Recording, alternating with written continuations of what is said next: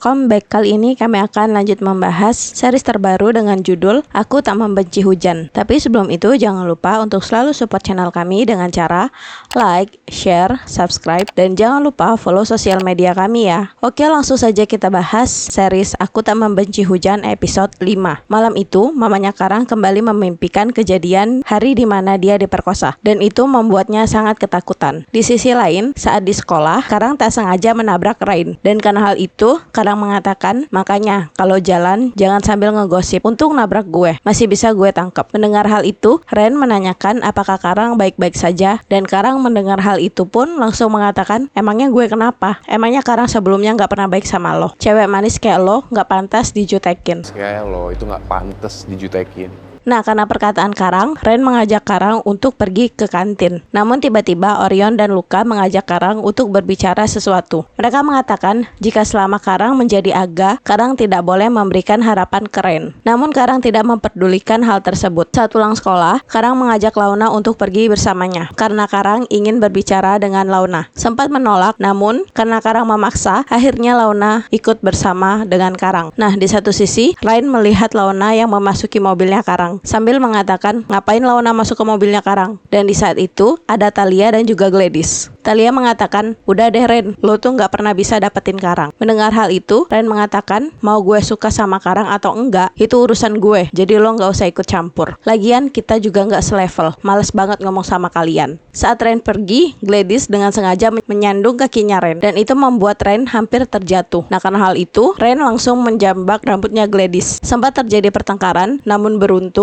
Orion dan Luka menghentikan pertengkaran tersebut. Saat di mobil, Aga bertanya kepada Launa, kenapa Karang bisa nyaman saat berada di samping Launa. Mendengar hal itu, Launa pun mengatakan, ya karena gue cantik dan menggemaskan. Kan gue cewek cantik dan menggemaskan.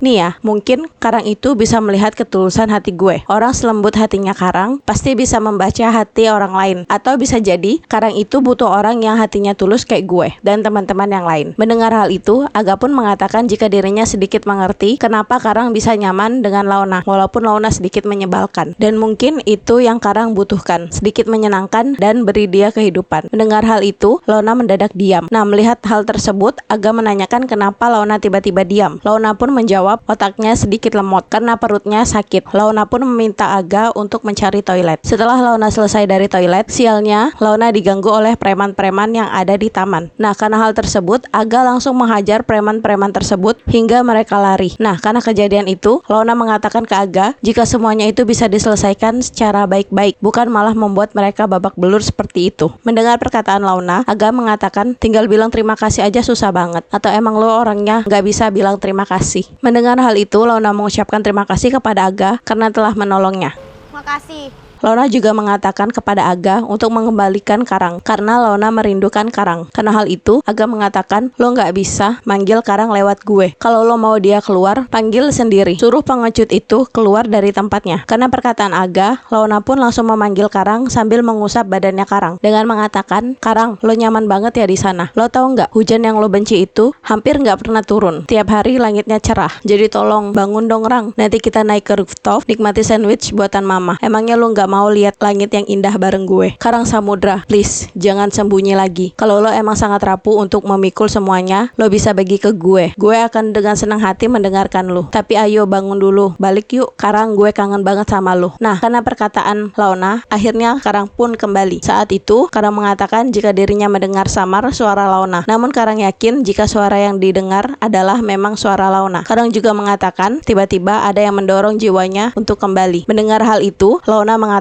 apapun itu, pokoknya gue senang lo kembali. Launa pun kembali memeluk Karang. Saat Karang dan Launa berada di kafe, Launa meminta Karang jika setiap mereka ketemu, Karang harus happy. Mendengar hal itu, Karang mengatakan, susah dong, gimana caranya? Karena hal itu, tiba-tiba Launa menyentil dahinya Karang. Karena perbuatan Launa, Karang langsung menarik tangannya Launa hingga mereka bertatapan muka. Dan karena hal itu juga, Karang mengatakan jika pelukan hangat Launa yang membuat Karang perlahan sembuh dari traumanya. Trauma gue berkurang sedikit demi sedikit. Tak lama teman-temannya datang dan mengejek Launa dan Karang yang sedang bertatapan. Tiba-tiba Gladys menyarankan jika mereka akan pergi camping, dan hal itu dia upload ke sosial medianya. Nah, karena hal itu Genta dan Rain pun melihat postingannya Gladys. Esoknya mereka pun pergi camping, dan di saat itu tangan Launa terluka. Dengan sigap Karang langsung mengecek keadaan Launa. Namun tiba-tiba Genta muncul dan diiringi oleh Rain beserta gengnya. Rain meminta Karang untuk membereskan tendanya. Namun belum sempat Karang memberikan jawaban ke Rain, Orion dan Luka langsung menarik Karang untuk membantu mereka memindahkan barang-barang. Karang yang menyadari keanehan dari sahabat-sahabatnya itu langsung bertanya, "Kalian kenapa?" Luka mengatakan jika mereka ingin tahu tentang perasaan Karang ke Launa. Karang pun mengatakan, "Gak perlu gue jawab, kalian pasti udah tahu." Mendengar hal itu, Luka dan Orion mengatakan jika Karang harus menyatakan perasaannya ke Launa dengan cara yang spesial. Karang pun bertanya bagaimana caranya, dan Orion mengatakan jika Karang harus menyerahkan semuanya ke dirinya dan juga Luka. Thalia meminta Launa untuk mengambilkan air. Karena hal itu, Orion dan Luka sengaja meminta Karang untuk menemani Launa. Rain ingin ikut bersama Karang, namun dengan sigap Orion dan Luka menahan Rain. Saat Launa dan Karang melewati jalan untuk mengambil air, Karang meminta Launa untuk menggenggam tangannya. Namun tiba-tiba Launa tergelincir. Beruntung Karang langsung menangkap Launa dan Karang mengatakan, "Sebenarnya ada yang gue ingin omongin." Ada yang mau gue omongin sama lo.